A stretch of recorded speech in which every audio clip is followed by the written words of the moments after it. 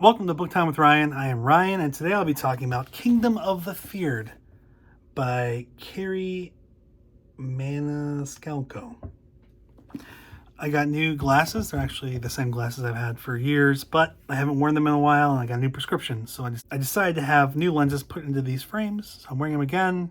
I'm excited, but that means I'm going to have to kind of look down or angle my face down so I don't get the little circle of whatever we would call it. I don't know. Seems like it should have a name. Look, it's blue. What is this book? This book is the third book in the Wicked trilogy, the Kingdom of the Wicked trilogy. If you recall, Kingdom of the Wicked was a book that my 4-year-old picked out for me for, I think, Christmas or my birthday. And it was basically based off of the cover for that. And here's a link to the video I did with Noelia for that book. And then the second book in the trilogy was called Kingdom of the Cursed. And Noelia and I did a video review for that book, which is available here. And then I finished Kingdom of the Feared, and Noelia and I were going to do another video. And then today she told me she didn't want to, and then she told me she did, and then she told me she didn't. So we've ended on didn't. She doesn't want to do the video today, but I'll tell you what we were going to do, because I had a whole thumbnail made up for this.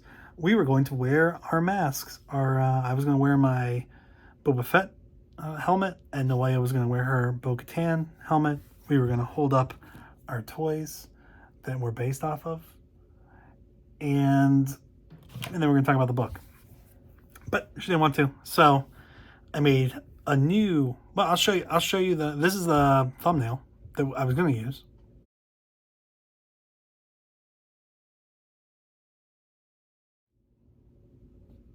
That's not bad. And I had to redo a thumbnail, so I made a new one, and I'm a werewolf. And why am I a werewolf? Because basically anything else in this book is more evil than a werewolf. And I didn't really want to be one of the princes of hell, and I didn't want to be a witch or a warlock or whatever that would be. So, a werewolf. Werewolves are, I guess, bad, but they're kind of cool because they're dogs, and dogs are awesome. Dogs are better than cats.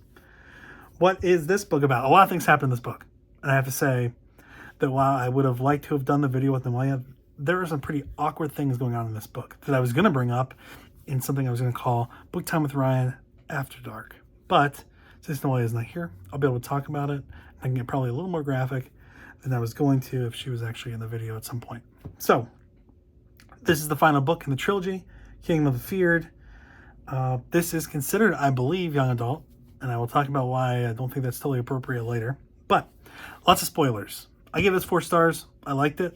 It was out of the 3, probably my favorite. And my copy is a special Barnes & Noble edition that includes an extra chapter from Kingdom of the Cursed. And this is, the theme here is these skeleton, or the skulls. See, they were on the other two. But this one's a little different. It's a little bit more of like a rose gold, I think, than the general, at least the US copy. So, lots of spoilers. What we found out in this book is where we thought that they lived in Sicily in our world, they actually live in hell. And the wicked are the princes of hell. There are 7 kingdoms in hell. The one that we've been talking about is Wrath, and that is who we think is going to marry. I think we actually saw them, I guess they weren't married, but they decided they were going to be together at the end of Kingdom of the Cursed. Our main character is Amelia, and until this book, we had seen Amelia looking for her sister Vittoria, who was killed and her heart was cut out. And she was trying to figure out which demon prince of hell decided to kill her sister, her twin sister. What we find out in this book is they're not humans and they are not witches. Amelia and Vittoria are the feared. They are goddesses in the underworld, and they are 2 of the most powerful. Amelia is Fury, and her sister Vittoria is death. And a lot of what's happening in this book is just them getting back at other beings, especially the princes of hell, envy, pride, not so much wrath. Vittoria and Amelia were separated, they were cursed, and they forgot about where they came from, and that they ruled the realm of vengeance, which apparently is on the other side of this really big mountain chain in the underworld, and they were kind of absent. The town that they were in that we thought was Sicily, it turns out, is actually just a kind of a part of hell, and it was created to look like Sicily, and kind of almost like the Matrix. It's almost like the Matrix for Vittoria and Amelia. So we get to a point where Amelia figures out that Vittoria is not dead. She becomes more and more aware of where she's from, and that she knows Wrath from before, and they're actually meant to be, but there's a curse that separated them. And to break the curse, some things have to happen. And for those things to happen, there's a lot of risk to Wrath, and there's a lot of risk to her. Her sister is trying to make sure that she continues to get her power, keep her power, and she's getting more and more power. She's becoming aware of her power more and more, so they can rule over the realm of vengeance together. And that's where we are. There are some fighting with vampires and werewolves, demons, witches, and goddesses. And that's a big part of it. Now, the thing that was like inappropriate, I thought, and I don't know what the age range is for a young adult, there's a lot of sex in this book. I mentioned that in my last review for Kingdom of the Cursed. It was a lot more in this, and fairly graphic. Now, like, adults can read it. We've done it. Yeah, we have. So we know what it is. We know what that stuff is. But I'm not sure if it's really appropriate for an early teenager or a freshman in high school. I don't really know where the line is drawn these days, but it was a bit much. I'm an adult who's done it, and I was like, this is very spicy, and it's young adult, so it shouldn't have this much sex in it. But there was a lot.